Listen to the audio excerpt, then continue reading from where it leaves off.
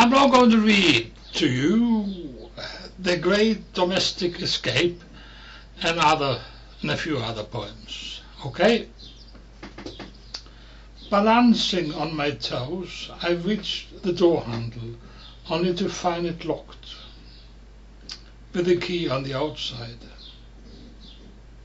Tried to get up on the windowsill to see if it was raining, by using the curtain as a rope. The railing broke. I nearly drowned on the cotton and dust. In the kitchen, 4 cute mice danced around a pink gâteau. They refused to share with me. I had a tin of rice pudding, but no opener. Threw it savagely on the floor, and it rolled through the cat flap. I tried to squeeze through it too, got stuck, thrashed about. The door opened. It wasn't locked after all. Hungry, I ate stale sundaes left on the floor since yesterday. Outside, the night came rolling down the hill, ran in closed and leaned against the door, put my foot on the flap, and darkness tried to squeeze through it.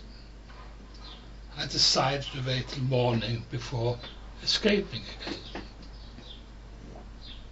Portrait.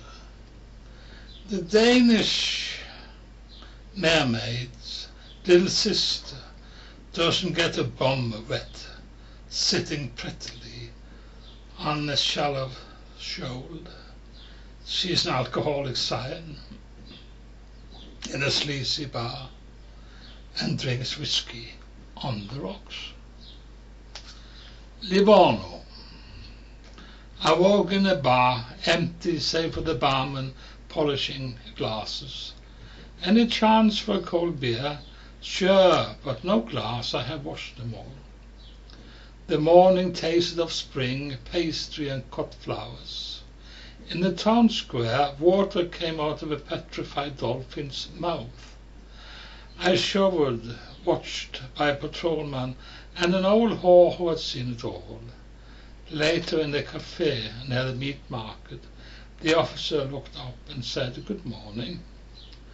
The old tart, since I wasn't a customer, gave me a grandmotherly smile.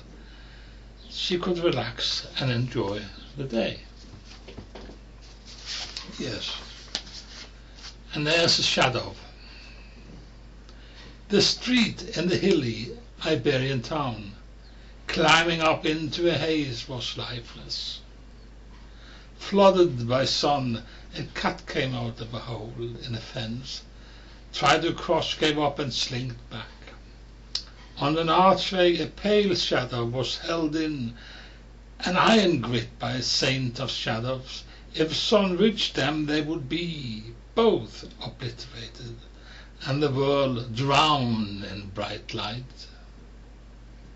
As the sun shifted, shadows boldly crept along the left side of the street.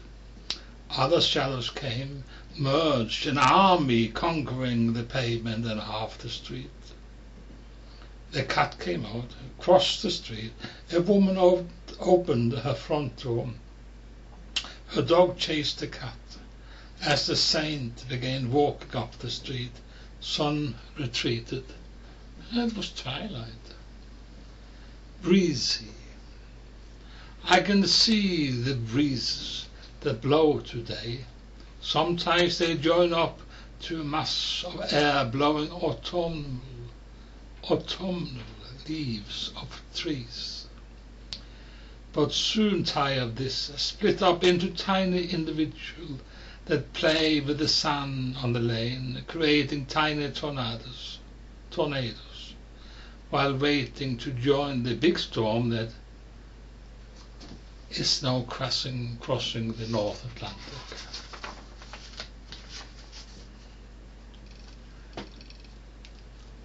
The boss's driver.